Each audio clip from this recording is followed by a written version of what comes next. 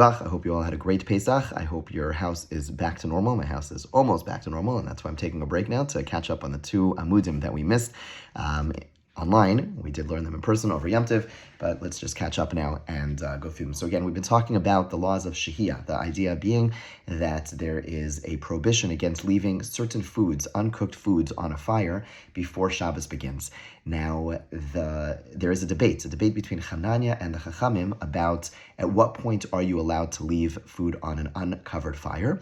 So Hananya says as long as the food is halfway cooked, Kamaichel ben Drusai, then you're allowed to leave it on the fire. So practically what this means, let's say you have chicken, and the chicken takes 2 hours to bake, and it's an hour before Shabbos, and you are in a rush, so you had a busy day, you didn't have a chance to cook your chicken, you're allowed to put it in the oven an hour before Shabbos because it's going to be cooked halfway through, and therefore you're allowed to leave it on uncovered fire. Chacham say, absolutely not. You're not allowed to do so. The only way to do so is if you have a fire that's covered, that's very difficult in an oven, but in a crock pot you could have such a thing where you line it, things of that nature, then you're allowed to put food which is not fully cooked on a fire. Where there is a little bit of a lack of clarity, which we're going to get into a couple opinions right now, is for the Chachamim's view, who say that it has to be fully cooked. What about when it's fully cooked? You have foods which are fully cooked, but then as you cook it further, it gets even better. And then there are foods which are fully cooked, as it stays on the fire, it gets worse. Okay, so is that a variable over here? Does that meaning, well, the Chachamim say in some scenarios, they said it has to be fully cooked. Okay, but what if it's fully cooked? Then you have now 2 questions. Fully cooked and it's going to get better. Fully cooked and it's going to get worse. Will that make a difference? That's going to be some of the things we're going to be discussing right now, okay? So Amar Rav Yitzchak bar Nachmani Amar Rav Oshia Kitama V'huvara. Do we say we're learning in the memory of? I believe so. We're learning Lim Nishmas Mindel Mariam Bas Kalman Ruvain her Neshama Shem Naliyah. So Rav Yitzchak bar Nachmani says in the name of Oshia Kitama V'huvara. If a person has an oven and they cover the oven, they have coals and they cover the coals with ashes, which again is the proper covering. And then sometimes you try to make a fire go out, it doesn't work. It stops and then it starts flaring up again. That's v'huvara. So you're allowed to place on such a fire water that was fully cooked and food that was fully baked. Okay? It doesn't distinguish between the food that is... So clearly, by the way, there's not Hananya, because Hananya would say that well before that even if it's not fully cooked, not fully baked, you're allowed to put it on, as long as Kamaichel ben Drusai. So clearly, there's the view of the Chachamim.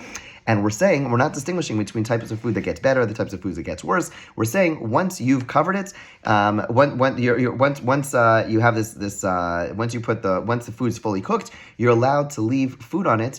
Even once the food is fully cooked, you're allowed to leave the food on the fire, even though the implication is it might get better, right? And that's what Gemara says. It implies that as it gets condensed, meaning it got better, it's fully cooked, and now when you leave it on the fire, it's fully cooked. What happens? It gets condensed, and we're clearly talking about all types of foods, even foods that are going to get better, and still, it's mutter, you're allowed to leave it on. So meaning, according to the view of the Chachamim, once food is cooked, we're trying to infer from here that mitstamek v'yafelo mutter, and that even though it's going to get enhanced, at that point, the Chacham say, here we agree, you're allowed to leave it on the open fire. Gemara says, no, you can't bring a proof from here, because why shani hachadik tama? We're talking about a case. Well, remember the case? The case was the person first covered the coals, and then granted, the ashes were ignored because it flamed up again. But the point is that initially the person covered the coals, and that indicates the person is not interested in using these coals, and therefore that's why in this case you're allowed to do it. The Gemara says, what's the chiddush? What's the novelty? The Gemara's teacher says, it's coming to teach us that even though it flared up, there still is some value in the fact that it was covered. You may have thought that once it flares up again, it's as if you never did anything at all. No, it's coming to teach you like this. Basically, we're saying, according to this new possible way of reading this, we're saying, really, if you have an uncovered fire, you're not allowed to put food on it that gets better after it's fully cooked, according to the Chachamim. But in a scenario where you covered it, even though it flared up again, in such a case, you are allowed to put food on the fire, even if it's going to get better, since you initially put some level of covering, right? So there's 3 stages. If food is uncooked, nothing doing. If food is fully cooked, then in a regular scenario, you are not allowed to put any food on that fire unless it gets worse by leaving it on the fire. However, if I covered it and then it got like uncovered, in other words, the ashes they used to cover it, they were undone because the fire flared up again, in such a case, in such a case, you would be allowed to put fully cooked food, even though it's going to get better. Okay? Now we have essentially an identical teaching. Let's see. Amar Rabba Barchan Amar Yochanan Kutama V'huvara. A person covers the coals with ashes, and then V'huvara it flares up. We're allowed to put fully cooked water and fully cooked food. Even rosam wood. Rosam wood is a very intense type of wood that it gets very hot right away, and it's also very hard to extinguish. Okay, so there's the Gemara. The Gemara makes the same inference. The fact that you see over here, it's an uncovered fire, and you're allowed to put food on it. It doesn't, and once it's fully cooked, doesn't distinguish between it getting worse, getting better. Clearly, I'm allowed to put food on it, even though the food's going to get better. Like a good example of this is like chicken soup, right? Chicken soup, you have fully cooked chicken soup, but then you leave it on the fire. The more it gets condensed, the tastier it is, right? That's mitztamik v'yafalo. And the Gemara, by not distinguishing, is telling me I'm allowed to put chicken soup on I'm allowed to put fully cooked chicken soup on an uncovered fire. And this again going according to the Chum. So the Gemara says no. Shani hachadik tama. Again, the Gemara says the same deflection that it said before. We're talking about a case where the person initially covered it. So the Gemara says what's the novelty over here? The novelty is to teach us that even though you covered it. Okay, and then it flares up again. You may have thought by the fact that it flares up again, it brings it back to zero, in which case you wouldn't even be allowed to put, let's say, chicken.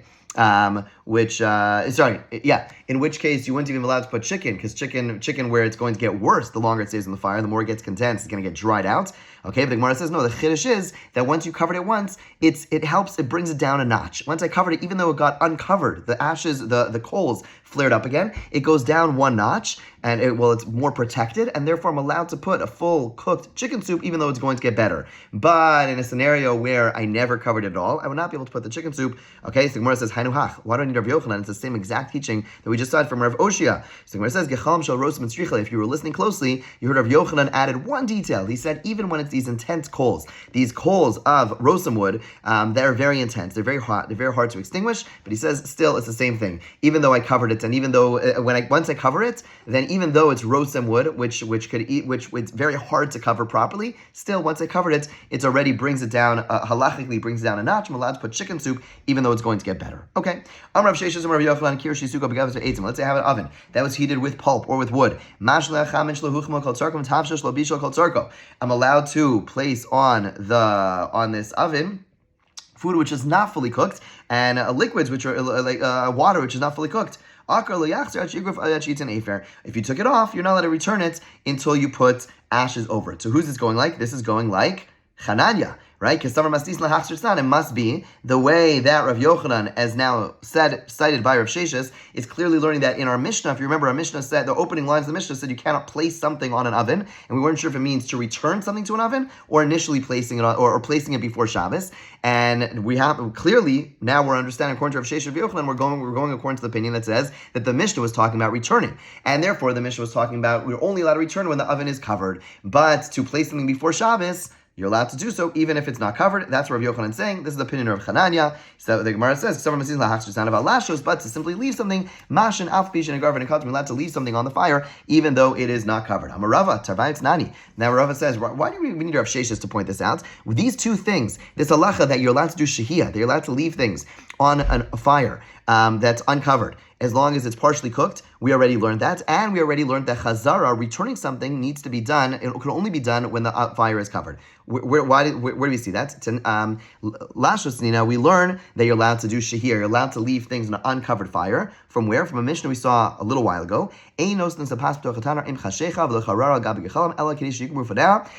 The Mishnah said that before Shabbos, as it gets close to Shabbos, you're only allowed to place into an oven like a cookie, only if the surface is going to crust over. Okay? Now, the implication, doesn't say it explicitly, we'll come back to that, but the implication is, Hakarmu Fanei Ashari. Once it crusts over, you're allowed to leave it in the oven. Now, again, the Mishnah didn't say that. The Mishnah said you're allowed to put something in the oven as long as there's enough time that it's going to crust over. The implication, though, again, is I'm allowed to leave it in. That is the case of shehiyah. That is exactly this view we just saw. If it's partially cooked, I'm allowed to leave it in, okay? And and the idea that to return something, the oven has to be covered. Where do we see that? Because Beis Hillel said you're allowed to return it. That's our Mishnah. Beis Hillel says you're allowed to return it. But Beis Hillel only allows this in the case of shoveled, where the coals are shoveled or they are covered. But when it's not shoveled or it's covered, then you're not allowed to do so. So we're asking, why did Rav Sheshes have to tell us any of this? And to the Gemara, Rav Sheshes, he was coming to teach us the inference of the Mishnah, again, as I alluded to. The Mishnah earlier only told us that you're allowed to play. It was talking about what you're allowed to do as it gets close to Shabbos. It was telling us you're allowed to put food in the oven as long as there's enough time for the food to get partially cooked. But you could have thought that at that point you have to take it out of the oven. Rav Sheshes come and teach you, no. Learn that you're then allowed to leave it in the oven. And that is the view, and so that was Rav Sheshes coming to teach you how to learn that Mishnah. Okay, so clearly this last view of Rav Yochanan is going like Hananya. Am Rav Shmuel bar Yehuda, Am Rav Yochanan. Now we have another view. This view is somewhere in between the classic understanding of the Rabbanan and like the way we saw it earlier, and the view of Hananya. Again, Hananya says partially cooked, I'm allowed to do it. Now we're saying in the name of Rav Yochanan that food which was fully cooked and water that was fully food that was fully cooked and water that was fully boiled, you're allowed to leave it on only when it's fully done. Then you're allowed to leave it on the fire, an uncovered fire, even if it gets better, i.e. chicken soup. Okay, so again, we have different views within Rav Yochanan. One view of Rav Yochanan is going like Hananya, saying even if it's not fully cooked, and now we have another view of like within the name from Rav Yochanan. Again, the different students who clearly misunderstood. Someone misunderstood. They're all attributing this to Rav Yochanan, but one of them says you're allowed, like Hananya, partially cooked, you're allowed to leave it on fire. The other says it has to be fully cooked, even though it's getting better, i.e. chicken soup. He said, this Rabbi said to Rav Yehuda, what are you doing? Didn't Rav and Shmuel, the two great sages of Babylon, of Bavel, tell us that mitzdamek v'yafalo, when it gets better, it's asur, meaning chicken soup is forbidden. Chicken, when it gets worse, it's allowed, but when it gets better, it's asur. He says, do I not know that? Rav Yosef, Rav Yehuda, Shmuel, mitzdamek v'yafalo asur. I know that. Ki kamina lach Rav Yochanan kamina. I was telling you this is where Rav Yochanan holds. I don't hold this, okay? Amalei Rav Ukva Mashin Rav Ashi. Rav Ukva of Meshan told Rav Ashi, Atzon de mikarvitu Rav Shmuel, you who live near Rav and Shmuel, Aviduk Rav Shmuel, you should be machmir like Rav and Shmuel, that mitzdamek v'yafalo asur, that if it gets better on a fire, you're not allowed to leave it on a fire, i.e., they hold chicken soup cannot be left on an uncovered fire. And now like Rav Yochanan, we though, who do not live near Rav and Shmuel, and therefore not bound by their stringencies, we will rule like Rav Yochanan. Which Rav Yochanan? So let's just pause here, because halacha l'maisa, practically speaking, the Ramah paskin, the Shulchan Aruch paskins like the Rabbanan, saying that if it's not fully cooked, I'm not allowed to leave something on the fire. The Ramah paskins like Hananya, saying that you are allowed to leave partially cooked food on a fire. So again, practically speaking, I come home from work on Friday, and it's very close to Shabbos, and my oven is just a regular oven. My chicken takes 2 hours to cook. There's only an hour left to Shabbos. I'm allowed to place my chicken in the oven, even though the oven's not covered in any way, as long as it's going to be partially cooked, meaning a halfway cooked. So if it's 2 hours to bake and I have an hour left to Shabbos, I'm allowed to place my chicken in the oven, no problem. The poskim do say, ideally, we should not do this, but we certainly have what to rely upon to go like Rav Yochanan, like the opinion of Hananya. Okay, let's go a little further. Amalei Abai Rav Yosef. Ma'al lashos. What's the halacha about shehiyah, about leaving things? Amalei ha Rav Yehuda mashlei v'achil. We see Rav Yehuda used to do this. They used to leave for Rav Yehuda. They used to leave things on the fire which were uncooked. Amalei Abai said, Bar minei Rav Yehuda. Don't bring him a proof from Rav Yehuda. Dechemen mesub kanhu. He was very ill. Afilu b'Shabbos nami shalom everle. You could make him full-fledged food. You could have baked him a cake on Shabbos. Don't bring him a proof about what he did. Rav Yehuda was sick. So he said, leave a lachma. I'm talking about regular people who are not sick. Amalei Rav Yosef said, B'sura mashim. In Surah, they used to leave partially cooked food on the fire. Rav Nachman Yitzchak Mari de Uvda Have, and Rav Nachman Yitzchak lived there, and he was a very scrupulous person. And he too would leave not fully cooked, partially cooked food on the fire, and they would eat it on Friday night. Rav Ashi says, I was once in front of Rav Huna on Shabbos. They placed fish hash. What's fish hash? Fish hash is like a little bit of fish, small amount of fish. It's like a fish, fish and chips, basically like little crust around it. They made that for him on a fire that was not covered right before Shabbos. Was it because it was already fully cooked and it was getting better, but he holds if it gets better once it's fully cooked, that's allowed. I mean, not Chananya, but the more lenient view within the Rabbanan.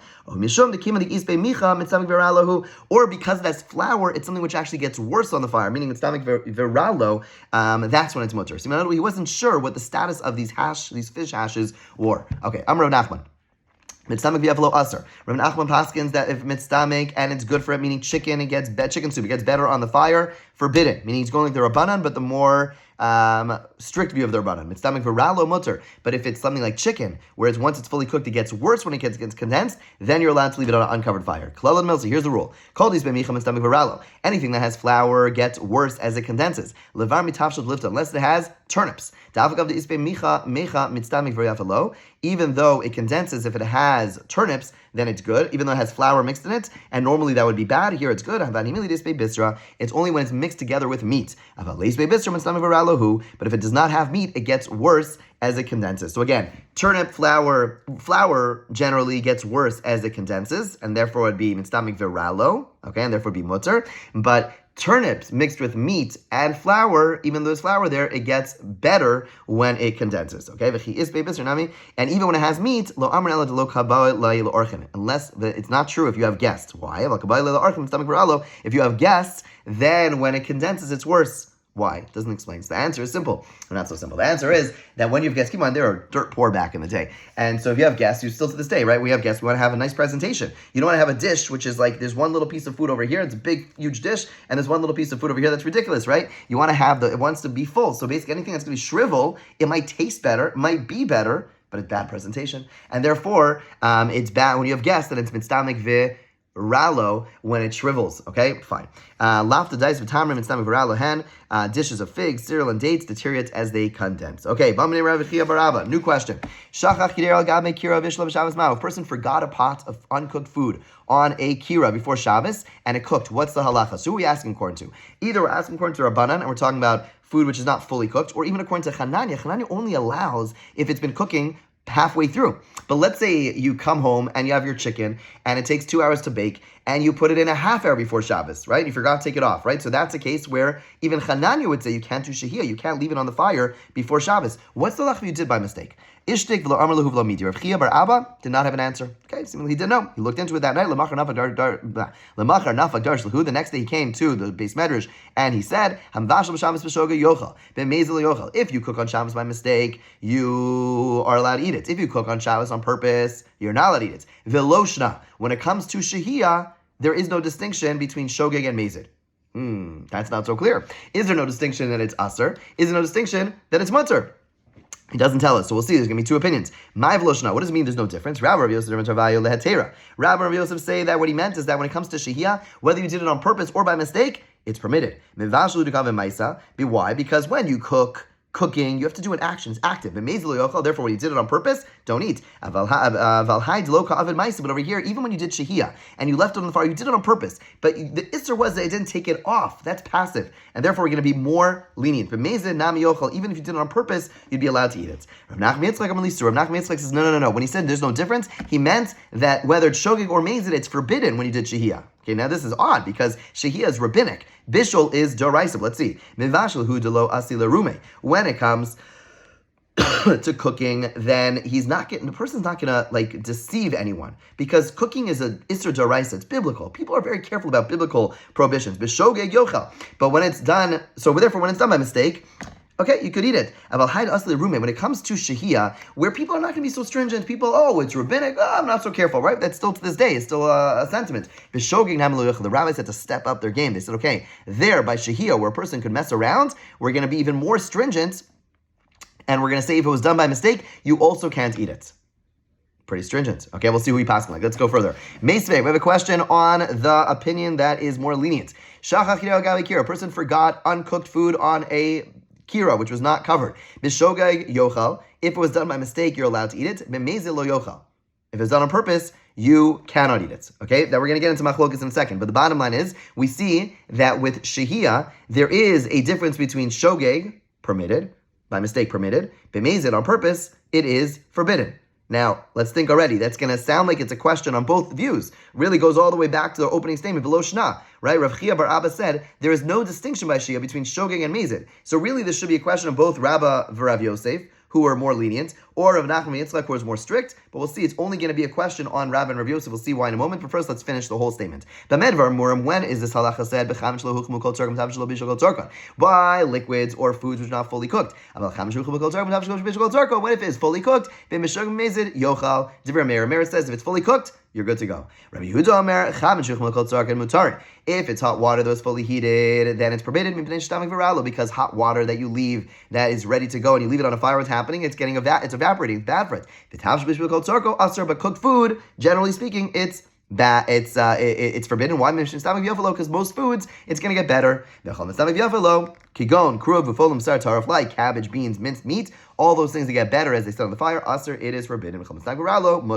Any food that gets bad as it stays on the fire, like chicken, it's going to be permitted. Okay. Bottom line is, we're talking about food that was not fully cooked, and clearly there's a distinction between shogeg and mezid. Rav Chia bar Abba made no such distinction. So Bishlam Nachman Yitzchak lo kasha. According to Rav Nachman Yitzchak, he was the one who said bishogeg or mezid by shehiyah, it's going to be forbidden.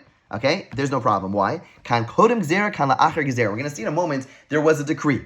Okay, the decree went ahead and was more stringent. So how do we reconcile this? We say like this. We say the brisa we just read, that was before the decree. And there we distinguish between shogeg and mezid. Once the decree came along, we said even shogeg, even by mistake, we're going to be strict. Okay? According to Rabbi Rav Yosef, who said that whether it's shogeg or mezid, it's mutter. There's no way to slice this. In other words, Rabbi Rav Yosef say that it's permitted. So how do you reconcile the fact that in this brisa it says when it's mezid, it's forbidden? If it's before the gezerah or after the gezerah, it still should be, it doesn't add up because they say it's always permitted. The gezerah is going to be more stringent. And therefore the Gemara ends up kasha saying it's a question. And seemingly, therefore, the Gemara's ruling by saying that we have a question over here, the Gemara seemingly is tilting in favor of the one who is more strict. And that would mean if you come home from work, and it's close to Shabbos, and you don't have enough time to cook your food even halfway through, and you went ahead and nonetheless you threw your chicken in the oven, and it only was baking for a half hour before Shabbos, it is aser. And that is the halacha. The halacha is it's aser. There is an opinion that says that when the food is there for the next day, it's going to be permitted. Okay, so let's think about cholent, okay? Because really, with cholent, this is also important, meaning even if we hold like Chananya says you're allowed to put something on an uncovered fire only if it's halfway through. It's halfway the amount of cooking. So let's say it takes 8 hours to cook a cholent in a slow cooker, right? So, 8 hours, 6 hours, let's say, okay? So 3 hours in is going to be halfway. Let's say a person made their cholent an hour before Shabbos. Can't eat it. It's aser. It's forbidden to eat it, right? So there are those who are lenient. B'shas chag. In other words, occasionally, if you made a mistake, you're lenient and you're allowed to have it since it's for the next day. In other words, the whole big issue over here is that I'm afraid I'm going to mix it because I want to eat. I want my food to be ready early. But if it's for the next day, I'm not going to be so concerned. I'm not so concerned I'm going to mix it. But this is only b'shas chag. I can only do this like once in a while. I'm really stuck. So really, and this is the most practical piece of this whole discussion, take 2 minutes and take 2 pieces of foil and line the bottom of your crock pot. And that saves you from so many issues because then the element is covered. That is the same as covering the ashes, and then you're good to go. And then you can put your cholent up 2 minutes before Shabbos, 2 hours before Shabbos, 20 hours before Shabbos. It doesn't matter. You're good to go because it is garuf akatum. Your oven is covered. Okay, my gzerta. Let's talk about the gzera. The gzera that's made. We kind of spoke this out already, but let's just see this inside. Initially, the halacha was like this: if you cook on Shabbos by mistake, you could eat it. If you cooked on purpose, you cannot eat it. And the same would be so if you left food on the fire by mistake. Okay, but then people came along and they were a little devious. They used to leave it on the fire on purpose. They were in a rush and they used to leave it on the fire and they said, oh, whoops, I made a mistake. But it was happening too much. The Chachamim came along and they made a decree on those who forget. And said, and that's what we said, that if you forget, that even if it's done b'shogeg, we're going to be more machmer by a durabanan. If it's done b'shogeg, the food is going to be usher if you left it on the fire with not enough time for it to be cooked adequately. Okay, now the Gemara just asks a question. We just had views of Rameir and Rabbi Yehuda, and the Gemara is going to point out there's a contradiction. Kash Rameir ad Rameir, Kash Rabbi Yehuda ad Rabbi Yehuda. There's a contradiction because in this brisa, Rabbi Yehuda, Rameir, let's start with Rameir. Rameir allowed food that's fully cooked, both food that's fully cooked and liquids that are fully cooked. You're allowed to leave them on the fire that's uncovered. Whereas earlier, he ruled only hot water that's fully cooked you're allowed to leave on a fire, but not food. Also, there's this contradiction, Rabbi Yehuda, because in this price, Rabbi Yehuda says only hot water. Okay, and earlier Rabbi Yehuda said both food and both food and liquid. And over here, he's only allowing water. Contradiction on both ends. So Rameir lokasha halachatchil hadiyevin. There's no contradiction for Rameir because in the earlier brisa, he was saying what should be done. If you knocked on Rameir's door, you called Rameir and said, Rameir, I have a question for you. I want to cook water. Am I allowed to put it on the fire? Only if it's fully cooked. What about food? Don't do it. But let's say you called him after the fact. You came to him after, so I left the food on the fire. It was fully cooked though. Is it allowed? After the fact. B'di'evet, it's allowed. Therefore, there's no contradiction. Rabbi Yehuda, Nami lo kasha. Rabbi Yehuda also is not a contradiction with himself. Kan begrufa ktuma, kan b'shin agrufa ktuma. The brisa, that's our brisa that we just saw, which only allowed hot water. That's because the fire is not covered. But when did he allow food that's fully cooked, both food and water, not just water, is when it is fully covered. Ibailuhu. Question. Shiamai. The Gemara seemingly is asking the same question in different ways to understand this. Let's just go with the simplest read. We're asking, what's the halacha over here? If a person by mistake or on purpose left a pot that it's not food on a fire that's not covered, what's the halacha? Mikan Surabana loads the chachamim make a knas. Tashmad Amar Shmuel Bar Nasan Amar Rabbi Chanina Kshalach Rabbi Yossi Tzipori Matzah Chamish Nishtau Al Gabi Kira. He came, Rabbi Yossi, the great sage, came to Tzipori and he saw people with hot water that was left on a oven that was not covered. Lo aslahen, he didn't say it's asr. Beitzim mitzumakos shinishtahu agabikira. Then he saw eggs, shriveled eggs that were left on an oven that was not covered. Aslahen, he said it's forbidden. So my love, Los Shabbos. Clearly, you see, he's saying it's prohibited. They didn't know it's asr, and he's saying nonetheless it's forbidden. So it would seem that the halacha is that it's asr. The Gemara says, "Lo, the Shabbos above, you can't bring a proof because maybe Rav Yossi, maybe we misunderstood the story. It wasn't that he said you can't have it that Shabbos. Rather, after he saw this happen, he got up on the in shul the next day and said, by the way, guys, I want to teach you this halacha. Don't do it in the future. That's what it meant when he said it's asr. Okay. Now the Gemara just tangentially just learns like an interesting piece of information when it comes to food. That means that shriveled eggs are food that gets better as they condense, not just culinary points, but it's also for halachically. That means you can't leave eggs on the fire even after they're fully cooked because they get better as they condense. In the Gemara says yes. Amar Rav Chama Rechanina Pamachas Nisarachti Ani v'Rebbe l'makom echad. Me and Rebbe, we stayed at this place. Ve'aviu lefaninu beitzim mitzumakos uzradin, and they brought us egg that shriveled like crab apples, like very small. We ate many of them. In other words, the point is that it's good, and therefore leaving it on the fire, even though it's fully cooked and it's shriveling, it actually tastes good. I've never tried it. You can try it. We're going to go to the last lines of the Mishnah. We're going to analyze this. Now, the Mishnah said you are allowed to do chazara, according to Beis Hillel. Beis Hillel says you're allowed to do a chazara on an oven that is covered. Amrav Sheishlis Dibria Omer Mutar Machzir. And according to, we're at the top of the Meches Maves, according to the opinion that says you're allowed to return food to the Kira, i.e. Beis Hillel, Afilu B'Shabbos, even on Shabbos day.